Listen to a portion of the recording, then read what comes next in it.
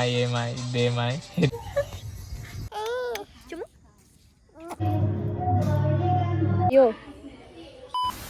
প্ৰকৃত অৰ্থত এলেহুৱা বুলি মোকেই কয়। আজি লক্ষী পূজা যোৱা ইমান দিন হ'ল, দেৱালীও পাৰ হ'ল, মই আজিহে লক্ষী পূজাৰ ব্লগ এডিট কৰিব বহিছোঁ। একচুৱেলি মাজতে এক্সামো আছিল, সেয়েহে এডিট কৰিব পৰা নাছিলোঁ।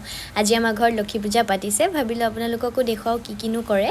আমাৰ নিয়মত আলিপন আঁকে, সেই মায়ে প্ৰথমতে আলিপন আঁকিছে আৰু মাক দেখি জানি সৰু পোৱালীয়েতো মাকক দেখি যি কৰে তাকেই কৰে, তো ভণ্টিয়েও নিজৰ আৰ্ট স্কিল প্ৰয়োগ কৰি আলিপন আঁকিছে। আৰু পাপাৰ বাইকৰ মাত শুনি মই কেমেৰাটো অন কৰি লৈ গ'লোঁ, ভাবিলোঁ কিনো আনিছে। তাৰপাছত এয়া পাপাই বিৱৰণ দি আছে যে পাপাই কি আনিছে কি নাই।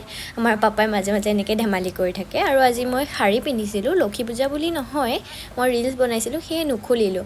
আৰু মই এতিয়া গৈ আছোঁ বৌহঁতৰ ঘৰলৈ, আৰু এইটো হ'ল মোৰ ভতিজা। একচুৱেলি সি মোতছে ডাঙৰ হয়, সেইকাৰণে আমি ইটোৱে সিটোক নাম কাঢ়িয়ে মাতোঁ, নহ'লে একচুৱেলি সি মোৰ খুৰা হ'ব, মানে মই তাৰ পেহী। তাৰপিছত এয়া বৌহঁতৰ ঘৰতো আয়োজন কৰিছে, চবৰ ঘৰে ঘৰে লক্ষী পূজা পাতিছে। ইয়াত পূজাই আলিপন আঁকি আছে আৰু এয়া চবৰ ঘৰে ঘৰে পূজা পাতিছে। ইমান ভাল লাগে নহয় আজি পূজা বুলি। আৰু এই সৰু বৌহঁতৰ ঘৰত ইমান ধুনীয়াকৈ সজাইছে, চাওকচোন ইমান ভাল লাগিছে নহয়। সন্ধিয়াৰ আগে আগে চবেই ৰেডি কৰে। একচুৱেলি মই আহিছিলোঁ বেলনা পিৰি নিবলৈ, মায়ে পুৰি ভাজিব, তো এয়া ভতিজীজনীক আনিব দিলোঁ, কাৰণ মই চুব মেলিব নোৱাৰোঁ, তো তাই আনি দিলে। আৰু তাই ইমান মৰম লগা নহয়, যি কওঁ তাকে কৰে। তাই একদম মোৰ সৰুজনী ভতিজী। তাৰপিছত তাইৰ লগত অকণমান ধেমালি কৰিলোঁ, যাতে তাই ডান বুলি থামছ আপ দেখাইছে, আৰু এয়া যাব টাইমত বাই দেখাব। তাৰপিছত এয়া পাপাই মাক ডাইৰেকশ্যন দি আছে যে কেনেকৈ কি বনাব লাগে। ইফালে মায়ে আছে ব্ৰতত, মাৰতো পূৰা চাগে খং চং উঠি গৈছে। এয়া মায়ে মাৰ হাতৰ ফুলকো ফুলকো লুচি ভাজিছে, পূৰা ফুলা ফুলা। আৰু মই যিহেতু একো কৰিব নোৱাৰোঁ, ৰাতিপুৱাৰ পৰা কাম বন কৰি হৈ গ'ল, বাকী কামবোৰ কৰিলোঁ, তো এয়া বহি মেলি এনেই তেনেকৈ কটোৱাইছোঁ। আৰু এয়া কাণফুলিযোৰ দেখুৱাইছোঁ আপোনালোকক, যা বাপেকে পৰি গ'ল কাণফুলি, উঠাই লৈছোঁ ৰ'ব। আৰু এয়া মই চিটি বজোৱা ৰিহাৰ্চেল কৰিছোঁ, কাইলৈ পৰহিলৈ ল'ৰা দেখিলে জোকাব লাগিব নহয়। চিটি তিটি বজাই লৈ এতিয়া পাপাৰ ওচৰত যাওঁ। পাপাই বনাব ঘেট চব্জি, আমাৰ বেংগলীত ঘেট বুলি কয়, মানে মিক্স চব্জি আৰু খিচিৰিৰ লগত খাবলৈ। তো এয়া ঘৰৰ হেৰিতে বনাইছে। আৰু আমাৰ ঘৰৰ একচুৱেলি কনষ্ট্ৰাকশ্যন চলি আছে, ৰেন'ভেট কৰাইছে, সেইকাৰণেহে ইমান কালাৰ চালাৰ কৰা হোৱা নাই। আৰু এয়া মায়ে মোক গেটৰ ৰখীয়া বনাইছে, কাৰণ মায়ে পাঁচালি পঢ়িছে, গেটখন খোলা আছে, তো মই বহি আছোঁ। আৰু এয়া আমাৰ মানে চুকৰ ৰুমটোতে এনেকৈ থাপনা এখন পাতি লৈছে, কাৰণ যিহেতু এতিয়াও আমাৰ কনষ্ট্ৰাকশ্যন চলি আছে, পূজাঘৰ বনোৱাই নাই। আৰু এয়া মায়ে খিচিৰিৰ পৰা আয়োজন কৰিছে, তো অকণমান আৰু ক্লিপ দেখুৱাই দিলোঁ, পাছত পাহৰিয়ে থাকিলোঁ দেখুৱাবলৈ। তাৰপিছত আমি প্ৰসাদ চসাদ খালোঁ মেলিলোঁ, কাপোৰ চাপোৰ চেঞ্জ কৰি ল'লোঁ। এতিয়া মই গৈ আছোঁ বৌহঁতৰ ঘৰত। আৰু যেনেকৈ মাঘৰ বিহুত আপোনালোকৰ নিয়মত, মানে অসমীয়া নিয়মত চুৰ কৰে, লক্ষী পূজাত আমাৰ চুৰ কৰে। তো মই চুৰ কৰিব আহিছোঁ কাৰণে চব সতৰ্ক হৈছে। দাদাহঁতে, মোৰ ভতিজাহঁতে মানে বৌহঁতক কৈ আছে যে এয়া আহি গ'ল চুৰণি। তাৰপিছত এয়া প্ৰসাদ খাব দিছে মোক। দেখিছে মই আহিছোঁ বুলি চব একদম মানে পূৰা সতৰ্ক। আৰু তাৰপিছত এয়া আমাৰ মিছন ষ্টাৰ্ট হৈ গ'ল। প্ৰথমতে আমি গ'লোঁ খুৰীহঁতৰ ঘৰলৈ, চাৰ্ফৰ পেকেট চুৰ কৰি আনিলোঁ। তাৰপৰা বেলেগ একো নাপালোঁৱেই, চাৰ্ফৰ পেকেটে উঠালোঁ। তাৰপিছত আৰু এজনী বৌ ঘৰত গৈ খিচিৰি খালোঁ, খিচিৰি খাই খাই নেমুটো লৈ আহিলোঁ চুৰ কৰি।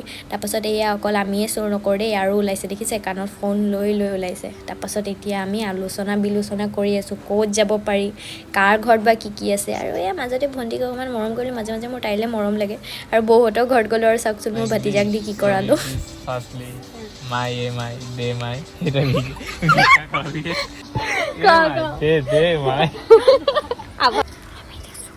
এতিয়া আমি ছেকেণ্ড মিছন নহয়, সেইটো মিছনেই। এতিয়া আমি গ'লোঁ পেহীহঁতৰ ঘৰলৈ চুৰ কৰিবলৈ। আৰু এয়া ইহঁতৰ ঘৰত শাক লগাইছিলে।